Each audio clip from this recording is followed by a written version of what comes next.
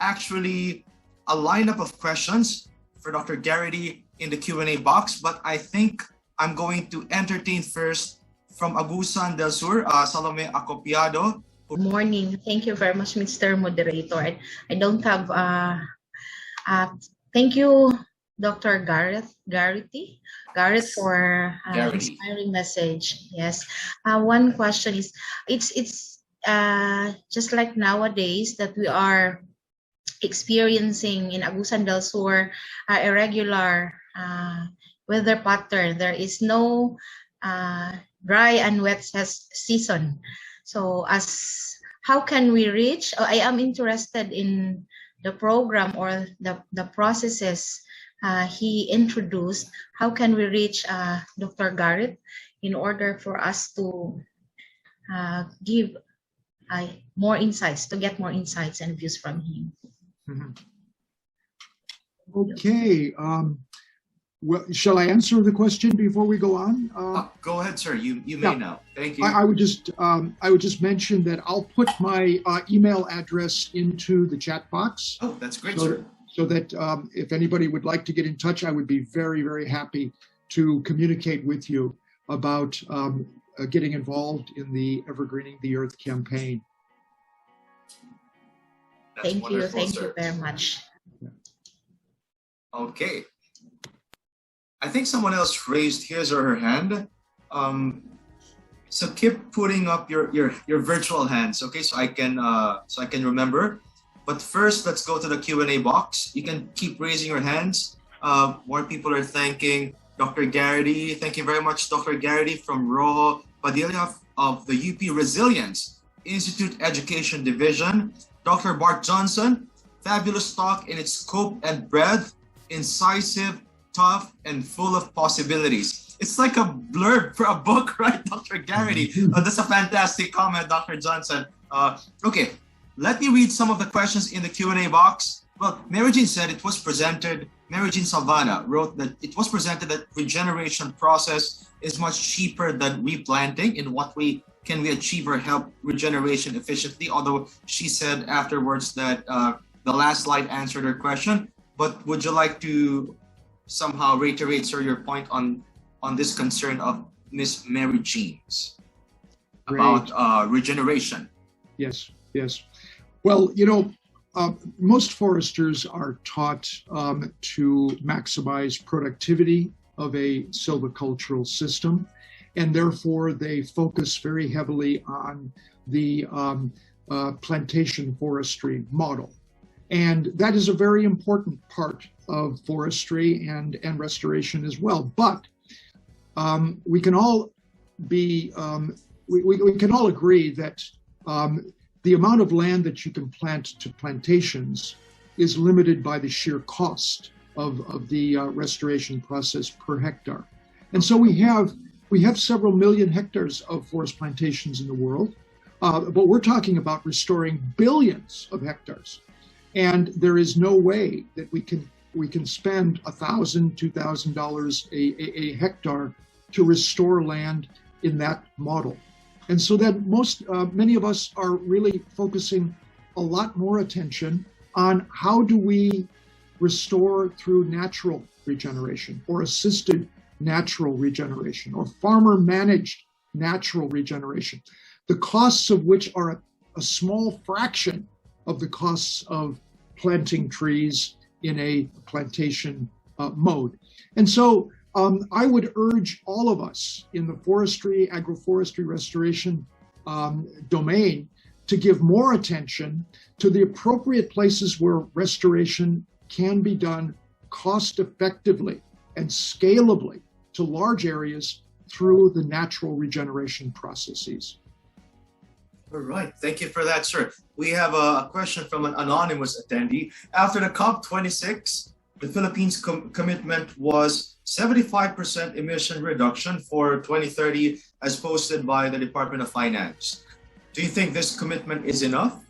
Should we be concerned that the DOF secretary headed the Philippine delegates to COP26 instead of Philippine climate leaders? Interesting question. It's a very interesting question. I was actually not exactly aware of the the dramatic commitment of the Philippines to reducing its emissions 75% by 2030. I do not know of another country that has made such a commitment. So I would herald the Philippines' commitment with great joy, if indeed it is possible to accomplish that.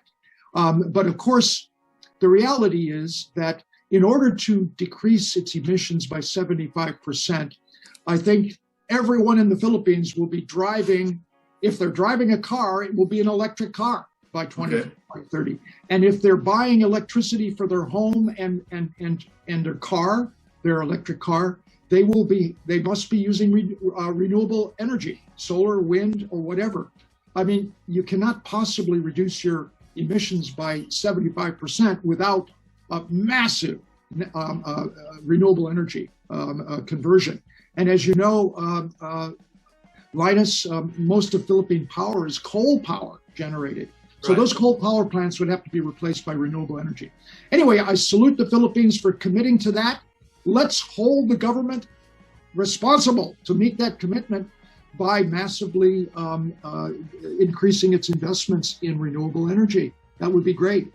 Okay. Now, the other thing is that the restoration of ecosystems in the Philippines can also contribute enormously to that 75% reduction. And maybe that's what the government is counting on. I don't know. But a great portion of that, perhaps a third of that reduction in emissions, could come by the widespread restoration of degraded ecosystems throughout the country. And that, again, of course, is a challenge to us to get to work, to see that that can happen by working with communities all over the country. Okay. Well, that brings to mind, Dr. Garrity, this recent issue in our country, which is the shift from gas-driven jeepneys to electric jeepneys. Well, I think the government has procured some already, and that has taken its toll naturally on our jeepney drivers. So I think my question, sorry, I'm inserting myself here as a moderator, but I think it's a pressing issue because it's a practical case in the Philippines. How do we strike the balance between, these jeepney drivers not losing their livelihoods at the same time shifting to the more responsible, more ethical transportation? Right. We must, in this whole process, engage in what was a big issue in Glasgow, which is climate justice. Right.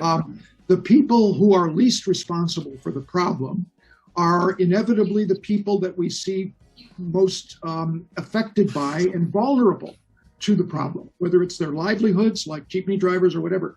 So we have got to do what is right, which is to actually provide the means by which people who are making their livelihood as coal miners, diesel jeepney drivers, etc., can make a conversion to livelihoods that are not carbon intensive.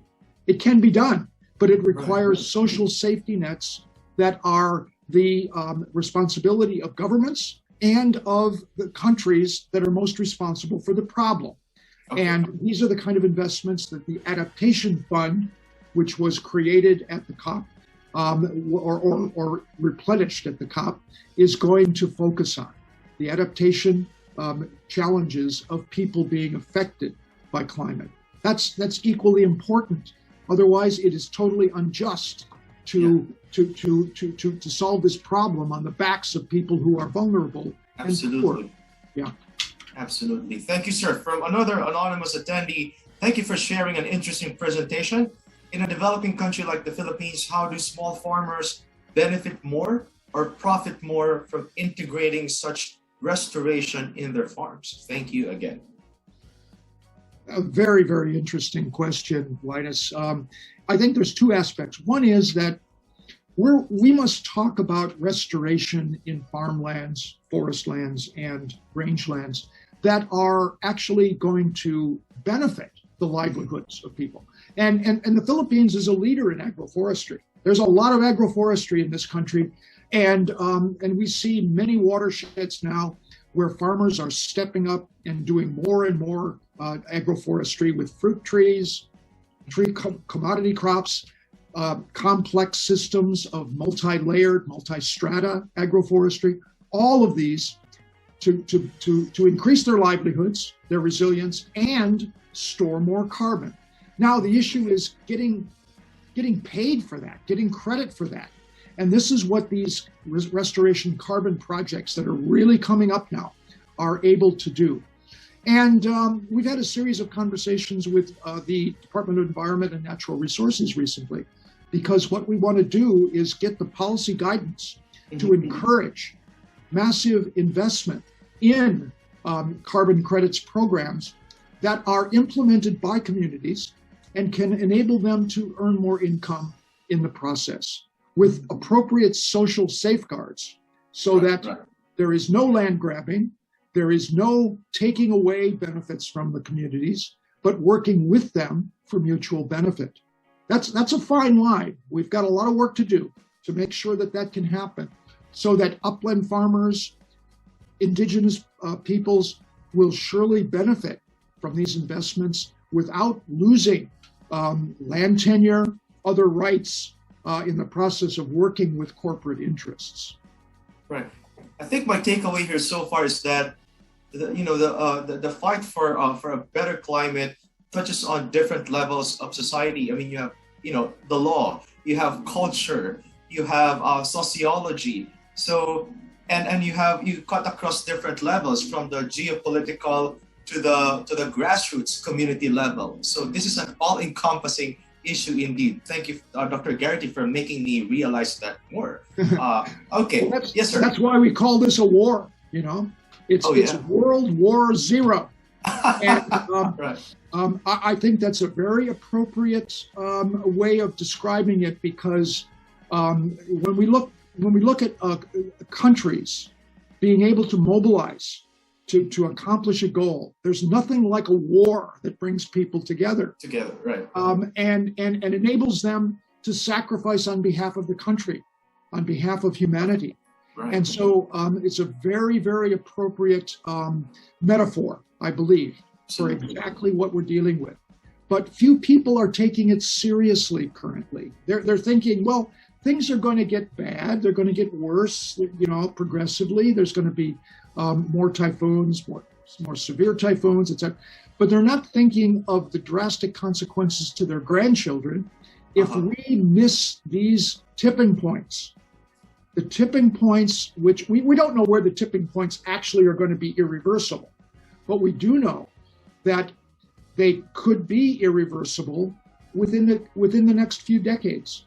And if that's the case, we are the ones responsible for the future of humanity. Okay, it's in our hands.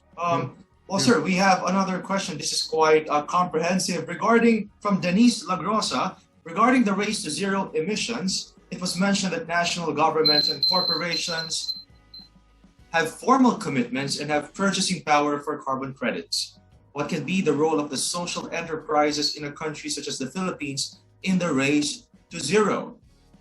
There are social enterprises that focus on forest restoration, rehabilitation. There are social enterprises that use rainforestation technology. Can such social enterprise participate in the race to zero emissions, or the race to zero is more for the corporation and government?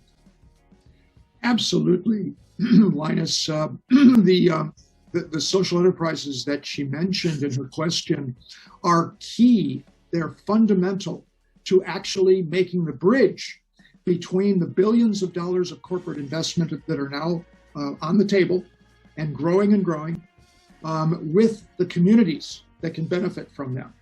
Social enterprises are the bridge between them, and they are going to be absolutely crucial in providing the connection, the standards and assistance that will, in fact, meet the needs of communities without disadvantaging them. So you can see the social enterprise being a bridge that will be of great importance to making these billions of dollars of investment pay off for livelihoods and rights, as well as for income. Okay. And carbon, yeah. And carbon, yes. Ray Ramos writes, currently I'm involved with conservation agriculture / regenerative agriculture programs in the Philippines. Do you have best practices on how we could engage our local farmers and other stakeholders in this regard? Thank you. From Engineer Ray Ramos of Romblon State University. Okay. Well, conservation agriculture and regenerative agriculture are great passions of mine, and they will play an important role in both improving the livelihoods of farmers, because they're good practices in their own right. They use agroecological principles instead of inputs out of the bag in order to be able to raise yields and make farming more resilient. Now, the challenge is that increasing carbon in soils is possible, but it is very challenging, and it's slow. It's much, much slower than, let's say, planting a tree, where you get above ground carbon and a massive amount of carbon in the root system. So soil carbon increases due to regenerative practices are going to be important, and farmers could in the future become part of programs whereby payments are made for these practices because of their soil carbon benefits.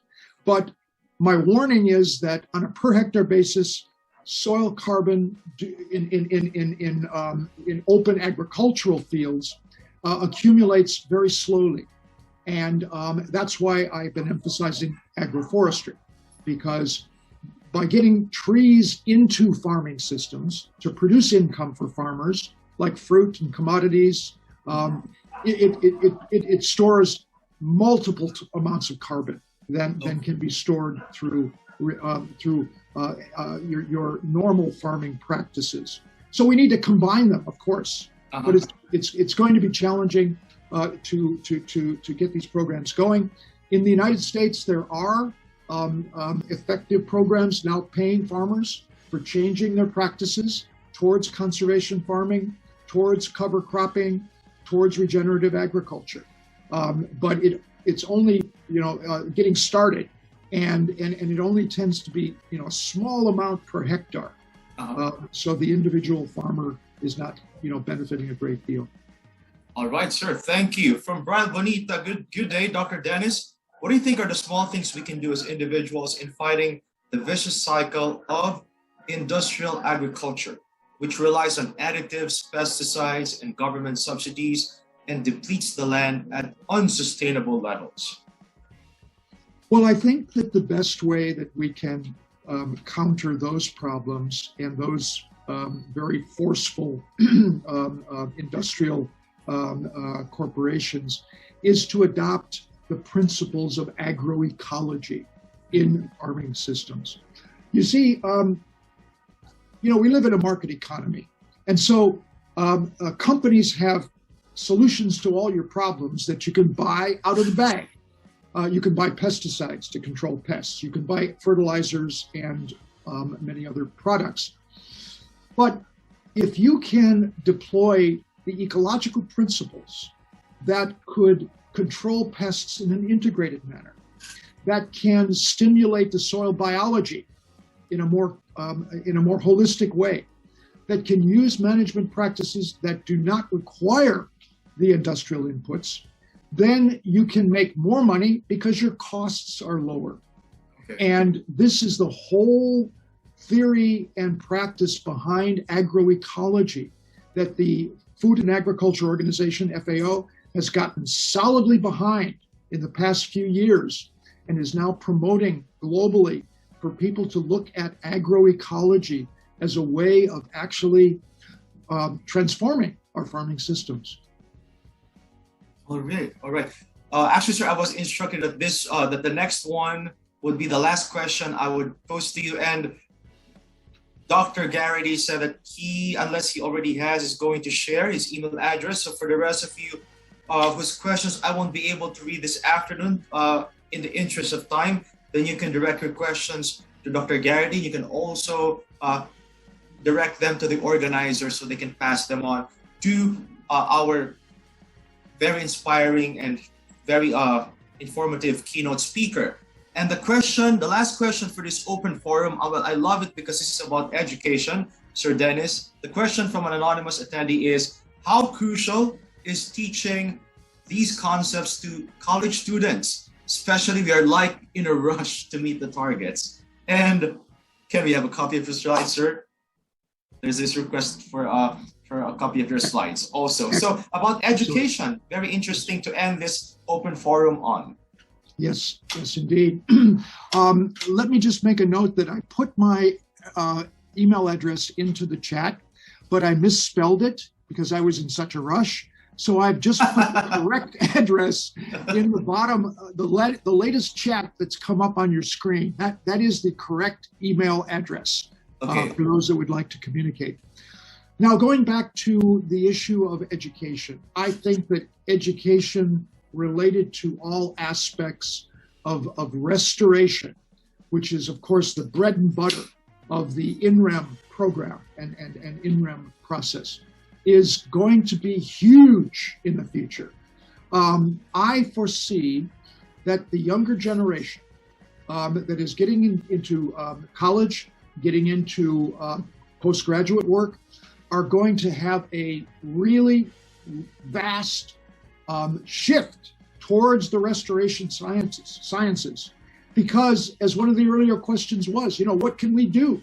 What can we do about this? This is a war, and people are going to want to get involved in this. And I think the programs of universities like UPLB and all the state colleges around the country are going to have a great opportunity and responsibility to develop much larger scale programs, both academic and post-academic or continuing education programs for mid-career people as well. Okay. Sir, do you have a final short but sweet message to all our participants, to those who are fighting for, our climate, for the environment, and for humanity? You have the last word, sir. Well, thank you, Linus. I'll be brief. I think that the realization that humanity is facing a cascade of tipping points in the global ecological and climate system is a very, very sobering realization.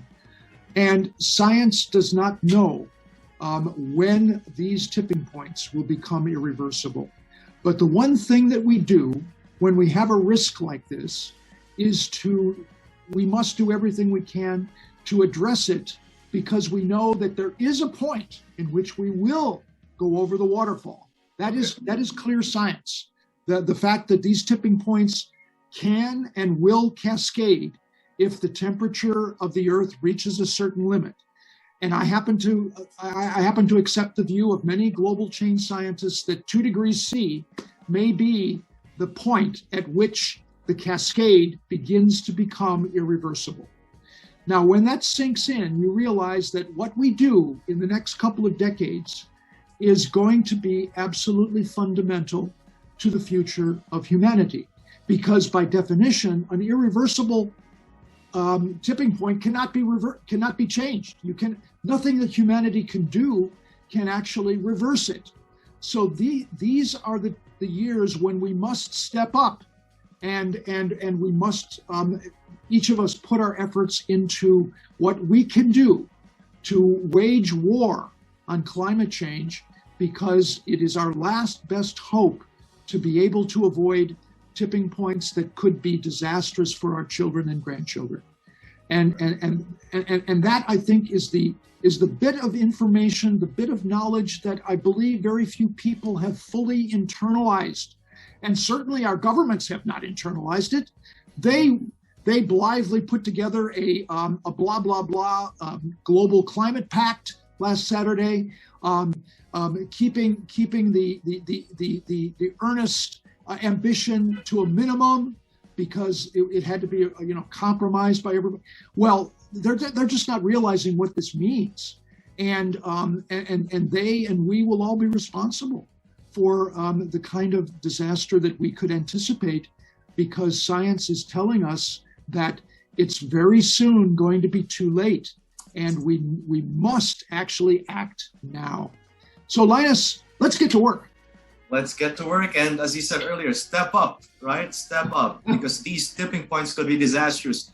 All right, everybody, we're now 563 in this webinar room. And of course, we are on live stream. And I was told that we're still there on a particular Facebook page. So we're saying hi once again to our audience on the live stream. Let's all give our biggest virtual round of applause that we could give to our keynote speaker, Dr. Dennis P. Garrity. Maraming salamat po, sir. Thank you very much.